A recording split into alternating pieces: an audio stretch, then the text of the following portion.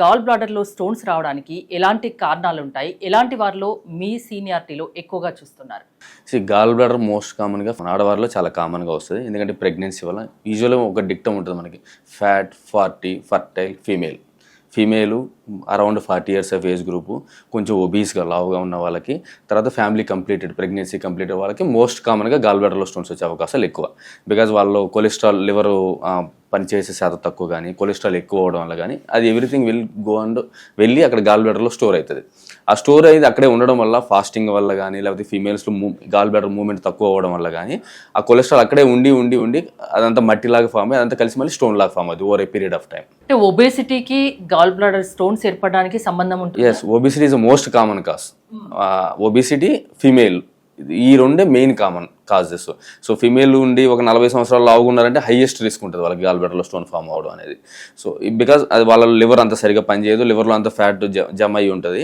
So దాంతోపాటు ఏమవుతుందంటే ఆ లివర్లోంచి వచ్చిన కొలెస్ట్రాల్ గాల్ బ్లాడర్లో జమ అయ్యి గాల్ బ్లాడర్ మూవ్మెంట్ సరిగా లేకపోవడం వల్ల సో గాల్ బ్లాడర్లో ఉండే ఆ బైల్ అంతా అక్కడే ఉండి అది స్టోన్ లాగా ఫామ్ అయ్యే అవకాశాలు ఎక్కువ, కొలెస్ట్రాల్ స్టోన్స్ ఫామ్ అయ్యే అవకాశాలు ఎక్కువ. అంటే మనం తినే ఫుడ్, లైఫ్ స్టైలు, ఒబేసిటీ అందులో లేడీస్కి ఎక్కువగా వస్తుంది అంటున్నారు. ఇవన్నీ ఒక కారణమా? ఇప్పుడు ఏంటంటే మన డైట్ మోర్ వెస్టర్న్ డైట్ అయిపోయింది మనది ఇప్పుడు. సో వెస్టర్న్ డైట్ అయిపోవడం వల్ల సాచురేటెడ్ ఫ్యాట్స్ ఎక్కువ తీసుకుంటున్నాం అన్నట్లు, అన్హెల్దీ డైట్.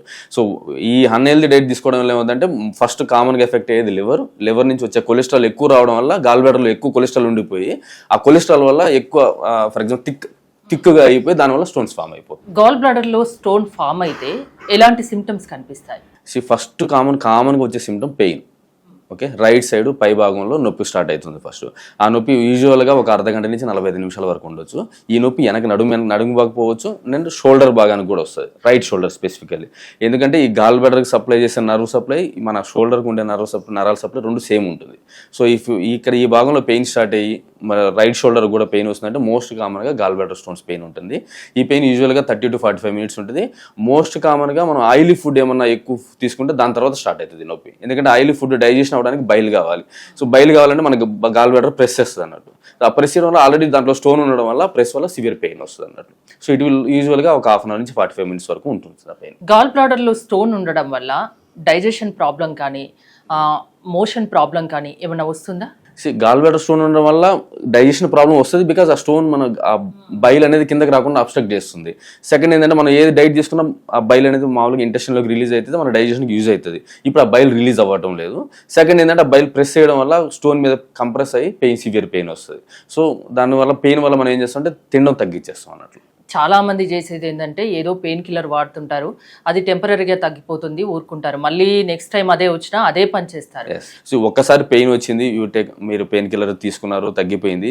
బట్ ఒకసారి పెయిన్ స్టార్ట్ అయిన వాళ్ళకి రిపీటెడ్గా వచ్చే అవకాశాలు ఎక్కువ gall bladder stones, because stone అక్కడే స్టక్ అయిపోయింది కాబట్టి. ఫుడ్ తీసుకున్న ప్రతిసారి మీకు పెయిన్ వస్తుందంటే better to consult surgical gastroenterologist doctor. అంటే ఇష్టం వచ్చినట్టు పెయిన్ కిల్లర్స్ వాడడం వల్ల కూడా ప్రమాదమే కదా? ఎస్, గాల్ బ్లాడర్ గురించి పెయిన్ కిల్లర్ వేసుకున్నాం, ఇట్ మే గో అఫెక్ట్ కిడ్నీల మీద ఎఫెక్ట్ అవుతుంది, లివర్ మీద ఎఫెక్ట్ అవుతుంది. అన్నెసెసరీగా పెయిన్ కిల్లర్స్ వాడకూడదు. సో మెయిన్ కాజ్ మనకేంటి? స్టోన్. మనం స్టోన్ తీసేస్తే పెయిన్ తగ్గిపోద్ది. ఓకే, సో అలా అని చెప్పి మనం స్టోన్ అక్కడే ఉంచుకుని ఎన్ని రోజులు పెయిన్ కిల్లర్ వేసుకుని ఆ స్టోన్ అయితే పోదు, మనకి పెయిన్ అనేది తగ్గదు, రిపీటెడ్గా వస్తూనే ఉంటుంది. ఓకే, మెడిసిన్స్తో గాల్ బ్లాడర్ స్టోన్ రిమూవ్ అయ్యే అవకాశం ఏమైనా ఉంటుందా? చాలా చాలా చాలా తక్కువ ఛాన్సెస్. ఇప్పటి వరకు మెడికల్ మేనేజ్మెంట్తో స్టోన్స్ పోయే అవకాశాలు అయితే లేదు. సో మేబీ వెరీ చిన్న స్టోన్స్ ఉంటే సమ్టైమ్స్ అవి కిందకి పాస్ అయిపోయి మోషన్లో వెళ్ళిపోయే అవకాశం ఉండొచ్చు. బట్ ఇన్ జనరల్గా there is no medical management.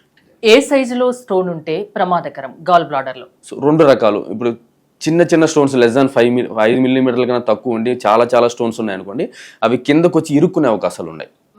పక్కన మన గాల్ బ్లాడర్ నుంచి ఒక CBD పైప్ అని వస్తుంది అన్నట్లు, లివర్కి గాల్ బ్లాడర్కి కనెక్షన్ ఉండేది. అది వచ్చి ఆ ఏరియాలో ఇరుక్కుంటే మనకి పెయిన్ ఎక్కువ, సివియర్ పెయిన్ ఉంటుంది.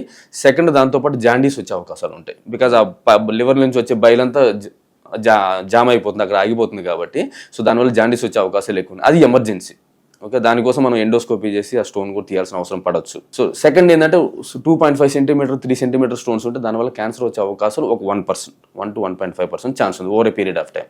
So stone more than 2.5 cm ఉన్న రిస్కే, లెస్ దాన్ 5 millimeters కన్నా తక్కువ ఉన్నా కూడా రిస్కే మనకి.